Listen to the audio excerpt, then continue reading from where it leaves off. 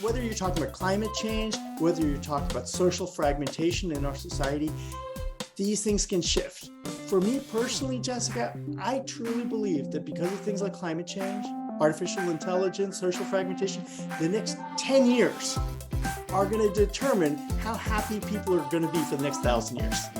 Wow, that's a pretty powerful statement. That is a pretty powerful statement.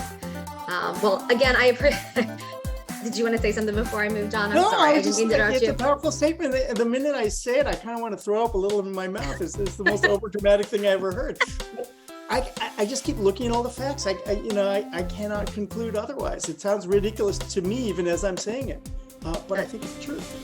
I'm not. When we look at ESG from a chemical lens, there are a number of stakeholders, more stakeholder angles that we should be considering, whether it's customer welfare or employee welfare, operational risk versus consumer risk, looking at the chemical exposure to humans versus the environment, as well as business continuity versus health and safety risks, and the list can go on.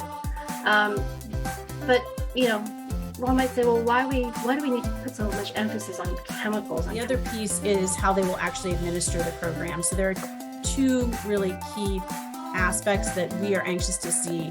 One is there is currently an exemption provision within the Act that allows companies who are subject to and in compliance with the new source performance standards, they would be exempt from the waste fee.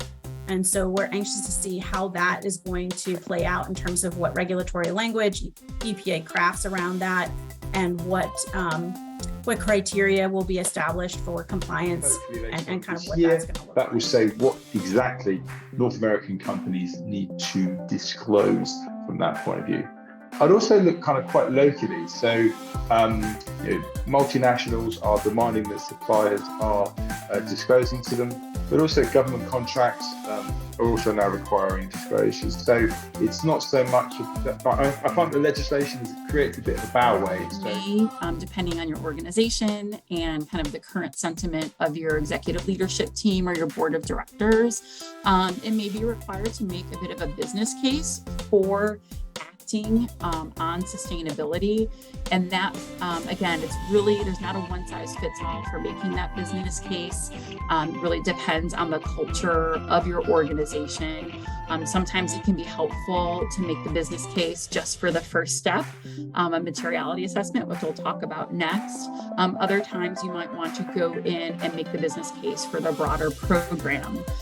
Things to consider when you're talking to executive leadership and board of directors to get their buy-in. It'd be good to go in with a good understanding of, what are your investors? If you have investors, what are they asking about? What are customers demanding? I think in an earlier session, we talked about what are your peers? Challenging issue here, Jeff, is that many of these countries where critical minerals are sourced, the first step in a multi-tier supply chain are countries that have high levels of corruption and poor governance. And, very often, if you see high levels of corruption and poor governance of the natural resources sector, with this comes higher risks of labor abuses, environmental pollution, particularly during the mining and first-tier refining stages. So for this group on the call today, I think you really need to understand your supply chain and ensure, as the topic of this session is, that these human rights blind spots in the first and second, the most upstream tiers in your supply chain don't undermine your climate and environment strategies. There's a lot of testing done on durability and extending the overall product life from the design, from the start, to last longer. The other piece that we're working to extend the design is being able to reuse or remanufacture or refurbish products as well. So perhaps when you use a product, there may be a component or a part that has come to end of life, but the greater solution, there's still many parts that still have a lot of life left to give.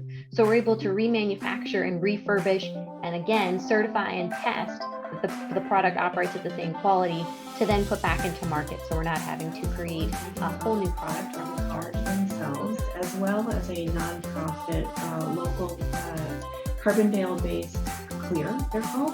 So it's a clean energy for the local economy. and they together sought a developer for this property. Now, in this case, Amoresco, as a developer, did see a lot of benefits from this property. It is in a good location for multiple reasons. It is immediately adjacent to the tie-in to the distribution grid.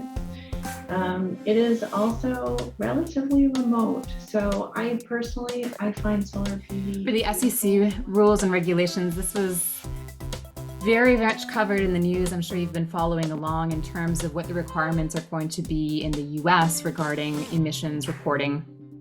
This has gone through extended and extensive public commentary and is still under review, but should this go through, it would be a monumental impact on businesses in terms of how we report our emissions. So I share all this not to be scary at all. It is really just to kind of be aware and to dig in a little bit further with you and your teams to see what regulations might be coming in your municipality, your state or provincial level, as well as all the way up to the federal level. The good news is that to show up. I want you to be professional, absolutely, right?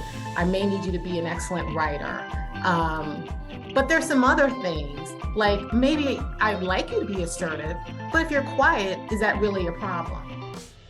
You know, or is that something that we can adjust to? And so it is our ability, right, to think about what are those attributes that are super important, and what are those attributes that are our own personal hangups, because that's just how we expect people to be.